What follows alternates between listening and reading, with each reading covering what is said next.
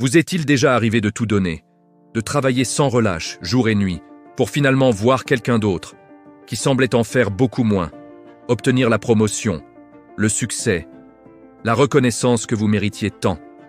Cette injustice, cette frustration, ce sentiment d'être invisible, je les connais. On vous a menti. On vous a répété que pour réussir, il fallait travailler dur.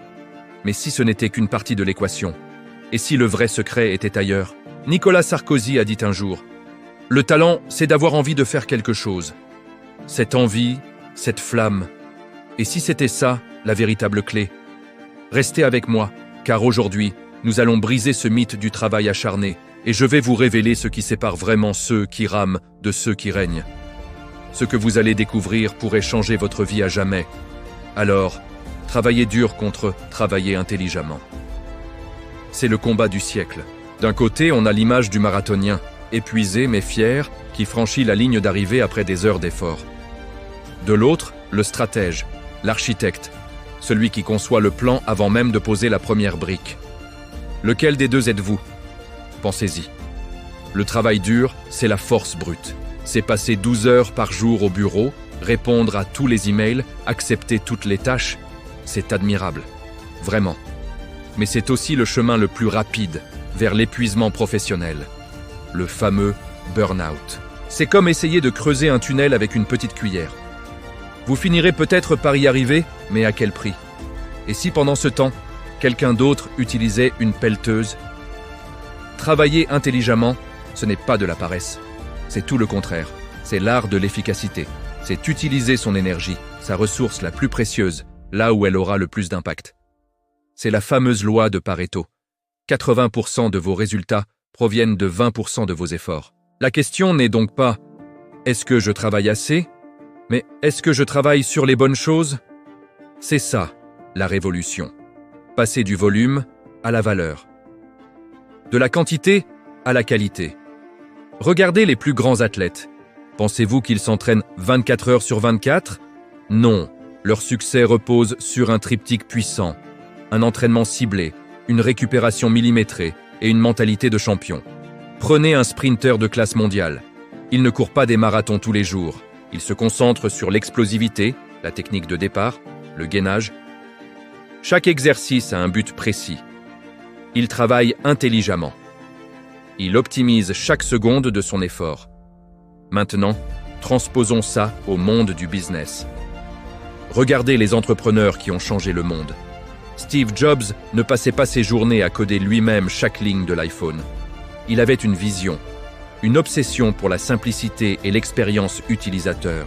Il a su s'entourer des meilleurs, déléguer et concentrer son énergie sur ce qu'il faisait de mieux.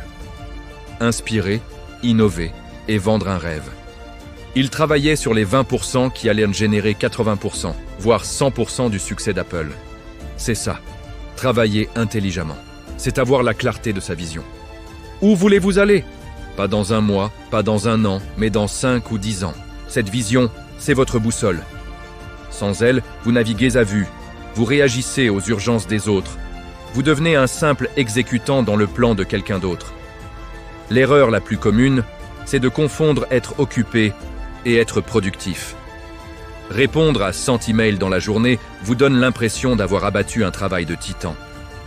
Mais est-ce que ça vous a rapproché de votre objectif principal? Souvent, la réponse est non. C'est une distraction, une illusion de productivité. Alors, comment on fait pour changer ça concrètement? Premièrement, définissez votre pourquoi, votre mission.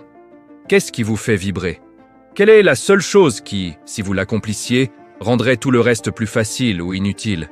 Identifiez-la, écrivez-la, affichez-la. C'est votre étoile du Nord. Deuxièmement, devenez le gardien de votre temps. Votre temps est plus précieux que l'or. Apprenez à dire non. Non aux réunions inutiles. Non aux demandes qui ne servent pas votre objectif. Non aux distractions qui vampirisent votre concentration.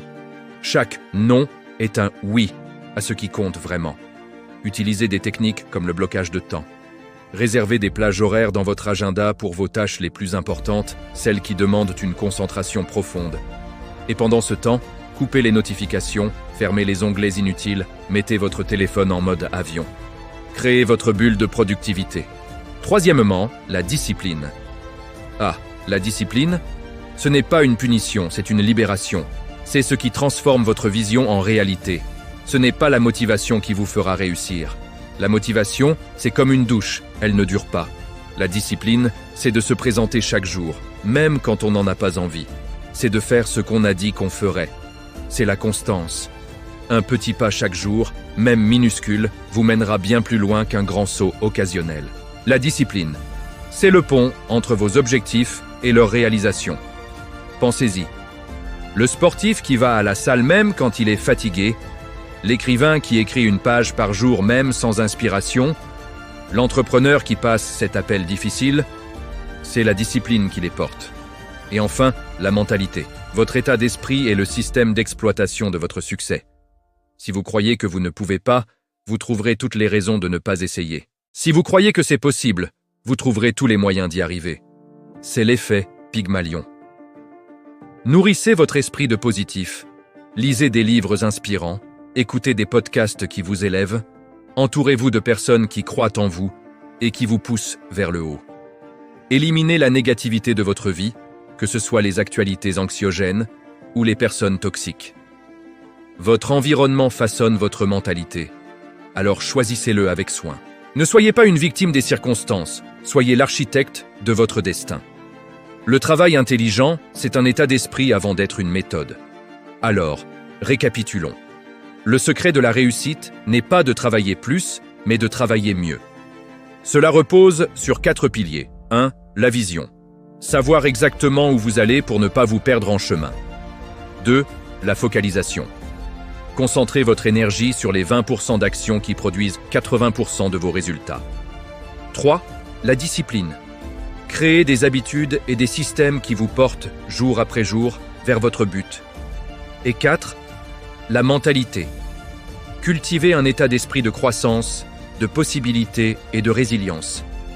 C'est l'alchimie de ces 4 éléments qui crée le succès durable, celui qui vous comble et vous épanouit.